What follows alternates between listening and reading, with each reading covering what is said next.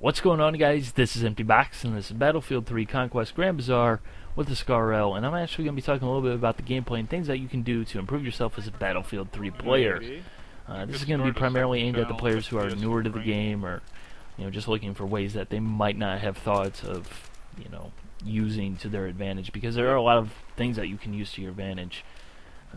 And one of them is absolutely huge that you hear absolutely no one talk about, but I don't think a lot of people pay too terribly much attention to, but I'll go into that later. What I'm not going to be doing in this video is telling you, use this kit, how to use this kit, use this gun, because this gun's beast, whatever. Not going to be telling you that. Go figure that out on your own, because you're going to learn a lot more than simply someone telling you that. So that's why I kind of don't like doing weapon reviews and everything, because, yeah, I can say I enjoy using this gun, but do you enjoy using this gun? That's simple. Who cares if I enjoy using this gun, or what I think about this gun in terms of performance and everything? It's what you guys think. I can only give my opinion. My opinion is going to vary from your opinion, because you probably don't play like me, or I don't play like you, or something. So it's pretty much all irrelevant. In terms of the gameplay that you're going to be seeing on screen, completely uncut game. Haven't edited anything out.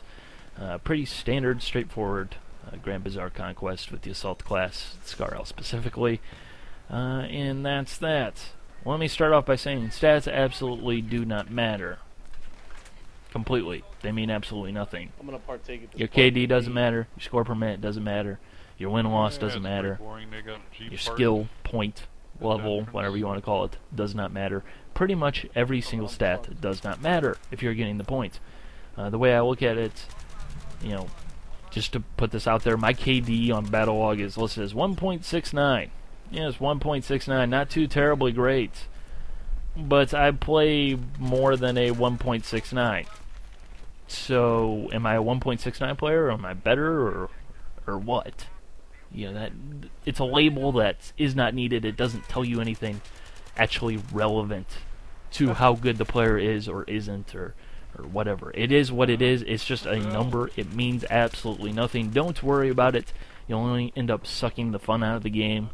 And you'll probably end up playing like a little coward, which really isn't fun, because I know I personally enjoy running around and shooting people in the faces, because that's kind of why you play a first-person shooter, pretty much every single regard. I'm pretty sure even in Army, the goal is to shoot people in the face, at the core of it, even with the extra realism and everything. Because everybody likes killing more, dying less, because that is pretty much the basic goal of every first-person shooter. You don't want to die because no one likes dying, and you probably want to make the other guy die because that way you can win the game. That's pretty much how every game is based. Obviously, there is the objective, but if you don't kill people to take that objective or defend that objective, you're never going to win, because if you kill nobody and you do absolutely nothing but take objectives, you're not going to be able to defend the objective, which means that as soon as you capture it, you're going to lose it, which means you're going to have to wait for the other team to clear off, and so that way you can capture it, and you get the point. Pretty simple, straightforward stuff. So you do need to kill more, die less, pretty much. Simple as that. Now, obviously, I have a problem with that dying less thing. Quite a big problem. I do run around the map a lot, that does get me killed a lot, but, that's my style. It is what it is. The way I look at it, one of the biggest things that you can do to improve your game in an instant is do whatever you are doing with purpose, with anger, with conviction, Say, I'm running down this hallway, I am running through this hallway. If you are going to pop around the corner, I got my finger on my aim down sights button, and my finger is on the trigger, so I'm gonna probably try and shoot you too. Be ready in everything that you do. Cat-like reflexes, PC, console, doesn't matter. Get all up on those controls and be ready to shoot someone in the face at all times. You'll see the way I round corners more often than not is I bring up my sights, go around the corners. If I see there's absolutely nothing, I keep walking for about a second, half second, maybe two, and then I just take off running. Doesn't seem like a logical idea. You'd think the smart idea is, oh, keep my sights up, that way if anyone comes near me I can shoot him in the face and I'm all ready to go and everything. But that also makes you a target, basically, because you're moving so slow and You know, you're not moving with conviction. Yeah, you know, RPGs. you're gonna get caught out in the open. You're gonna get shot. That's pretty much every single first-person shooter ever made. Wish they had some So you might as well do everything as fast as you can, basically, regardless of whether or not they're a good idea or a bad idea, rather than sit there debating what should I do. Especially in this game with the minimap the way it is, which conveniently brings me into my next point. The minimap is a powerful tool, and it is largely, in my opinion, the reason why so many players, you know, basically cry hacks so easily, because it's very easy to make yourself look like a hacker.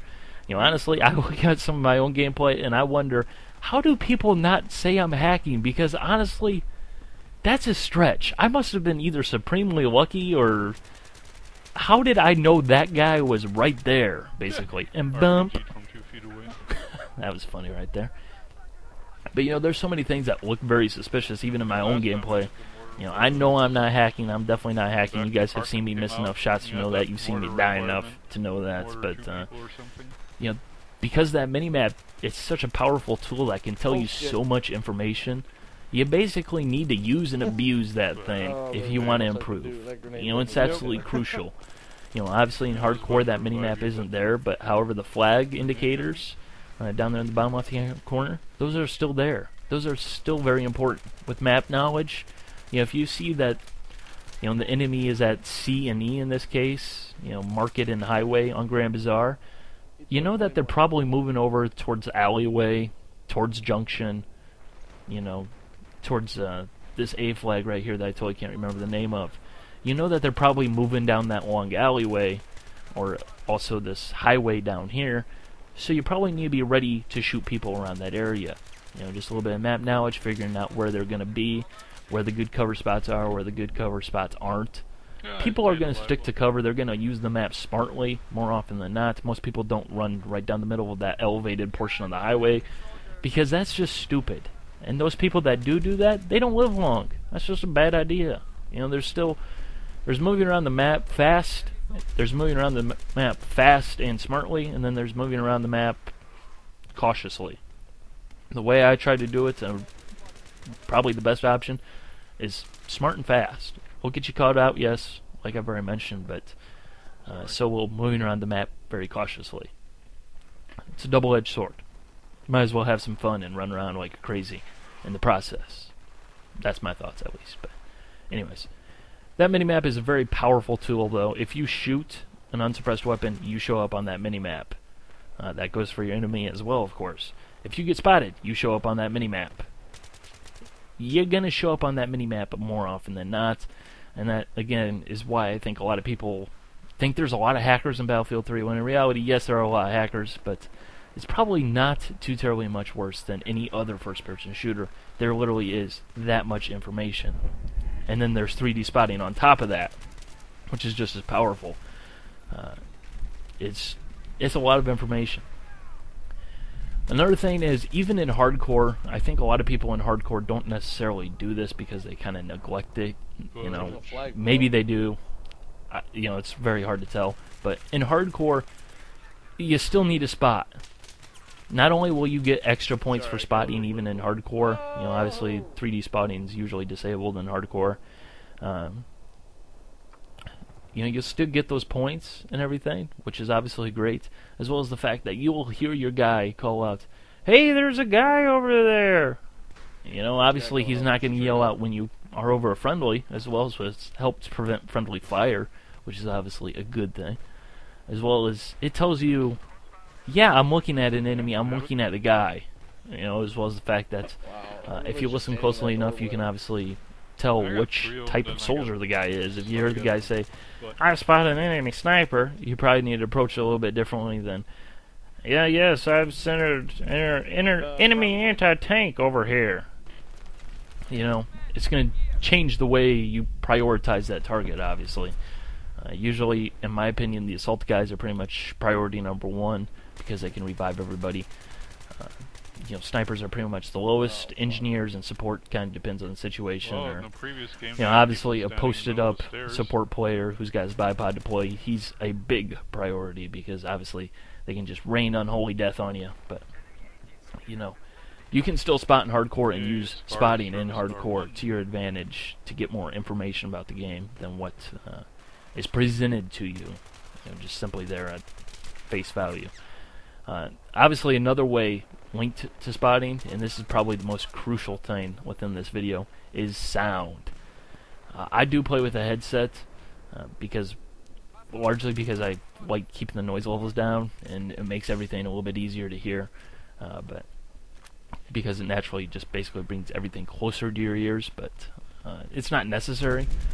However, the big thing is with the sound is taking note of what is given to you. There's so much information given to you just through the sound, so many things that you can hear that you might not be paying attention to right now.